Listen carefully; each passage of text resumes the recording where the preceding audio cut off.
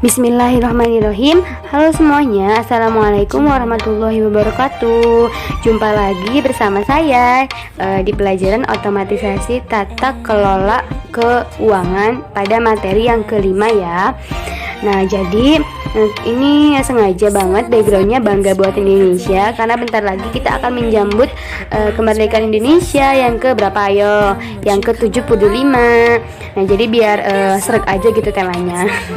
Oke, jangan lupa disiapkan catatannya ya guys, teman-teman semua. Ada suara motor, nggak apa-apa lah.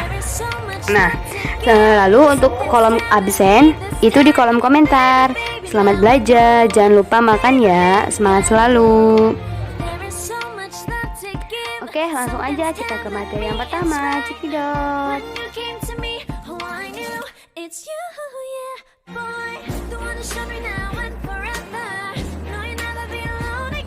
Oke, baik semuanya. Jadi pada minggu kali ini kita akan membahas materinya yang berbeda dari minggu yang kemarin. Jadi minggu kemarin itu kan kita belajar mengenai kayak contoh-contoh bukti transaksi, pengertiannya transaksi. Ya sama sih kayak gitu. Contoh-contoh bentuk transaksi keuangan, terus pengertiannya, jenis-jenisnya, fungsi-fungsinya gitu loh. Nah, itu kan udah beres tuh pengenalannya. Sekarang kita masuk ke bab yang kedua atau materi kedua, pelajaran otomatisasi tata kelola keuangan, yaitu judulnya penyusunan anggaran pendapatan dan belanja. Dari kata-katanya aja udah penyusunan anggaran, udah pendapatan dan belanja, kayak APBN gitu loh. Ada yang udah pernah dengar APBN belum? APBN atau APBD gitu loh. Nah, ini apa aja yang mau kita bahas pada minggu kali ini. Semoga aja waktunya cukup ya selama 20 menit ini. Nah, jadi yang pertama tentu saja kita akan membahas mengenai pengertian dari anggarannya itu sendiri. Lalu yang kedua itu ada fungsi anggaran. Yang ketiga kita akan membahas tipe, sifat, dan asas anggaran belanja. Nanti kita akan bahas satu-satu, mau itu tipenya, sifatnya, atau asas anggaran belanjanya. Tapi mungkin ini untuk perkenalan aja, untuk pengetahuan teman-teman semua gitu loh ya. Karena kita nanti akan ada praktiknya juga. Nah, lanjut kita ke yang terakhir ini. Jadi ada 4 subbab yang akan kita bahas. Yang terakhir ini ada jenis-jenis anggaran. Nah, pada bab pada yang nomor keempat ini, jenis-jenis anggaran itu banyak banget pembahasan yang harus kita bahas. Oke, next langsung aja kita ke ini. Aduh, kok jadi miring gini gitu loh ya. Nah, ini gini, ada bacaannya kelihatan bener ya. Dia diputerin aja HP-nya.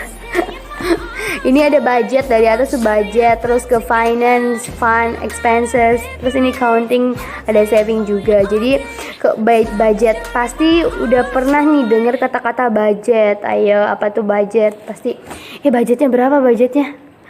Ini mobil ini budgetnya ada berapa? Kayak gitu kan. Ke budget ini dengan kata lain juga itu artinya anggaran gitu loh kalau di bahasa Indonesianya kayak gitu. Cuman kayak di bahasa gaul gitu ya, bahasa gaul itu budget, biar kita gak apa-apa sebutnya budget biar kelihatan kayak anak gaul gitu, anak kota. Budget. Nah, budget ini berhubungan dengan uang pastinya. Finance itu keuangan, fund itu kita pembelanjaan kayak gitu-gitu. Terus expense itu pengeluaran atau biaya. Counting itu penghitungannya ada apa aja biaya yang kita keluarkan. Lalu saving itu kayak menyimpan uangnya gitu, menabung. Kalau enggak juga ada penerimaan dari yang sebelumnya. Ini sebelumnya kita udah jelasin ya, penerimaan dan pengeluaran kayak gitu. Nah, jadi kita akan membahas mengenai budgeting, anggaran, keuangan pokoknya, karena materi kita keuangan. Pokoknya mah gaskeun mengenai keuangan lah pokoknya mah. Oh iya nih, yang paling penting adalah mulai dari sekarang kalau misalkan teman-teman belanja ke Indomart, Alfamart, atau toko-toko yang lain yang pakai kwitansi, yang ada bukti kwitansinya, itu tolong dikumpulkan ya. Jadi ini kita kumpulin dari minggu sekarang teman-teman ya. Ini wajib banget. Jadi kalau belanja struknya jangan dibuang. Itu dikumpulkan untuk mata pelajaran OTKK. Nanti kakak tagih pada saat kita udah masuk pembelajarannya, oke? Kalau bukan hanya teman-teman aja, kalau misalkan ibu ibu kalian atau bapak, saudara lagi beli terus ada kwitansinya, struknya itu boleh banget dikumpulin minimal 10 kwitansi atau struk itu harus ada. Tapi nggak hanya yang di itu doang, Indomaret, Alfamart yang berbentuk kwitansi tulisan ditulis sama si penjualnya juga gak apa-apa. Yang penting bukti transaksi apapun itu, oke? Dikumpulkan ya minimal 10. Lanjut aja ke materi yang kedua. Pertama aja belum. Ini yang pertama ada pengertian anggaran. Nah, pengertian anggaran. Kita kan sering tuh membahas mengenai anggaran atau budgeting, tapi pengertiannya itu sendiri apa sih gitu. Oke, kita langsung aja. Nah, jadi menurut Bapak Yoni Yuwono dan kawan-kawan, anggaran itu adalah suatu rencana yang terinci yang dinyatakan secara formal dalam ukuran kuantitatif, biasanya dalam satuan uang atau perencanaan keuangan untuk menunjukkan perolehan dan penggunaan sumber-sumber suatu organisasi. Nah, jadi anggaran ini bisa kita simpulkan dari pengertiannya Bapak Sony ini adalah kalau kita mau mengadakan suatu acara, itu kan pasti ada juga nih anggaran-anggaran yang kita perlukan. Begitu nih ada suatu rencana yang terinci yang dinyatakan secara formal. Nah, gitu. Biasanya dalam satuan uang. Memang sih kalau anggaran itu kan dalam uang, berhubungan dengan uang gitu loh.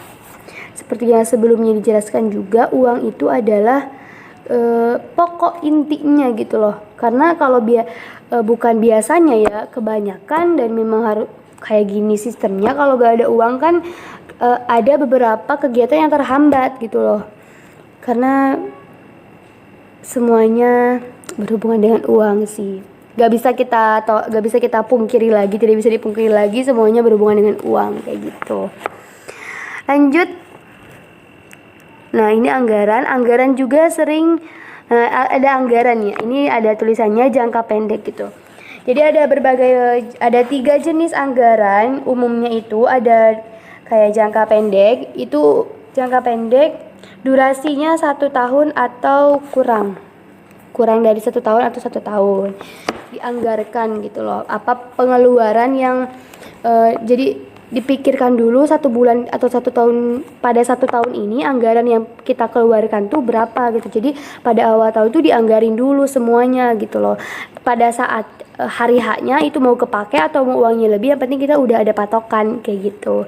Diusahakan ya gak usah lebih, diusahakan diminimalisir kayak gitu anggarannya. Lanjut, ini ada selanjutnya jangka menengah. Nah, kalau tadi 1 tahun itu jangka pendek, jangka menengahnya 2-3 tahun, dan ada juga yang jangka panjang itu 3 tahun lebih gitu. Biasanya kalau jangka pendek itu kayak keuangan di sekolah itu biasanya 3 bulan sekali. Ada selain yang 3 bulan sekali, ada juga kalau di sekolah itu sistemnya kita pakai yang selama 1 tahun gitu. Rencana anggaran biaya sekolah selama 1 tahun kan banyak banget tuh.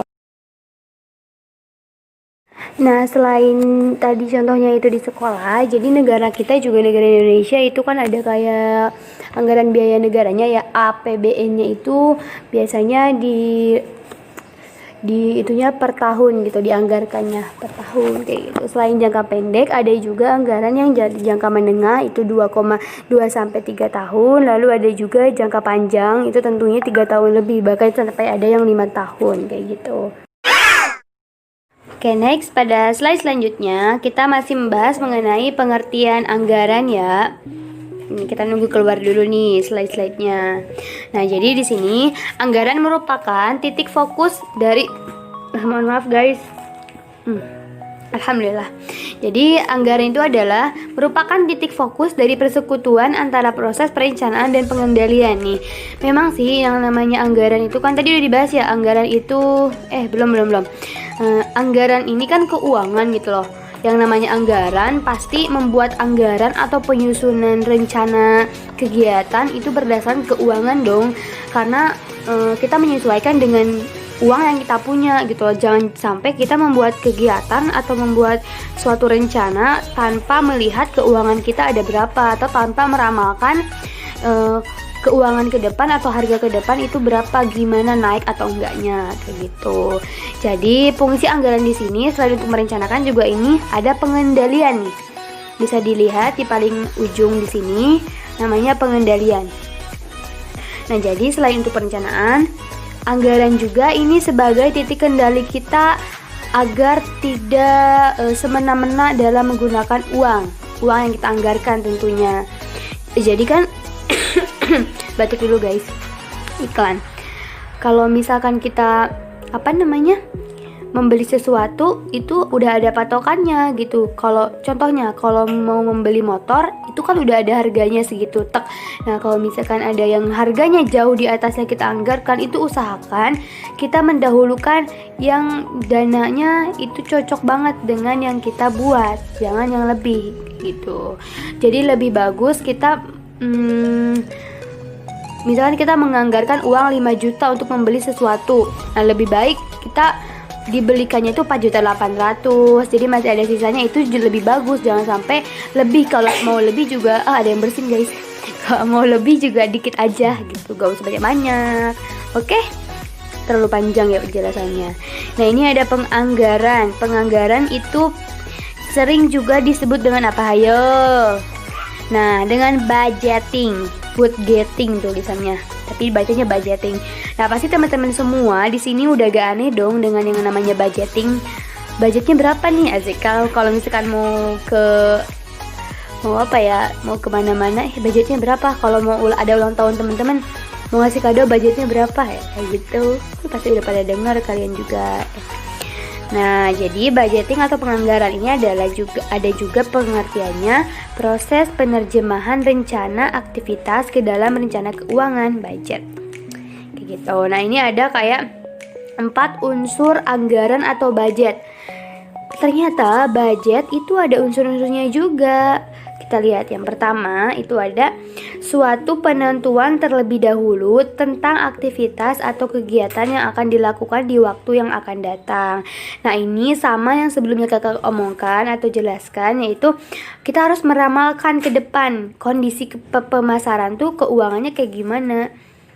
Nah, lalu ada lagi yang kedua, yaitu budget meliputi kegiatan perusahaan, yaitu mencakup semua kegiatan yang akan dilakukan oleh semua bagian yang ada di perusahaan. Mencakup ya, kalau uang itu budget mencakup semua kegiatan yang mau dilakukan oleh perusahaan. Lanjut, yang ketiga itu adalah budget dinyatakan dalam unit moneter atau yaitu unit kesatuan yang dapat diterapkan pada berbagai kegiatan perusahaan yang beraneka ragam. Lanjut, yang terakhir adalah budget jangka waktu tertentu yang akan datang, yang menunjukkan bahwa budget berlakunya untuk masa yang akan datang. Nah, kalau ini tuh budgetnya yang dibikin selama 1 tahunan atau buat 5 tahunan kayak gitu. 5 tahunan bahasa Indonesia kayak gimana sih? Untuk 5 tahun kayak gitu, bukan 5 tahunan. Oke, next. Langsung aja kita ke slide selanjutnya. Ini akan membahas mengenai 3 kegunaan pokok budget. Ini ada orang juga yang lagi sibuk dia ngitung anggaran ceritanya. Oke, apa aja 3-nya? Itu yang pertama, sebagai pedoman kerja. Nah, ini kegunaannya. Sebagai pedoman kerja, budget berfungsi sebagai pedoman kerja dan memberikan arahan, sekaligus memberikan target-target yang harus dicapai oleh kegiatan-kegiatan yang akan datang. Kayak gitu. Lalu yang keduanya ada apa? Teng teng teng. Nah, udah keluar. Sebagai alat pengawas kerja. Ini bener banget. Budget berfungsi sebagai alat untuk pengordinasian kerja agar semua bagian-bagian yang terdapat di dalam perusahaan dapat saling menunjang dan bekerja sama dengan baik menuju ke sasaran yang telah ditetapkan.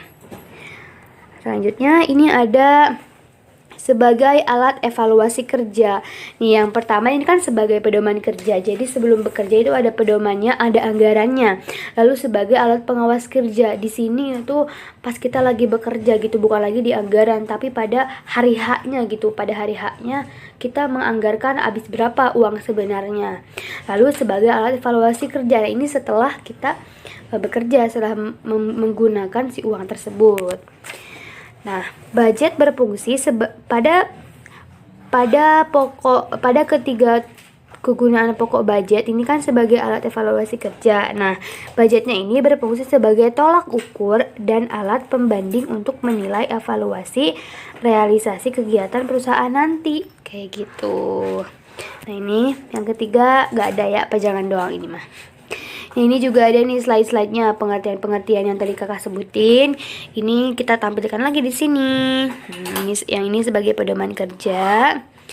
Lalu sebagai alat evaluasi kerja.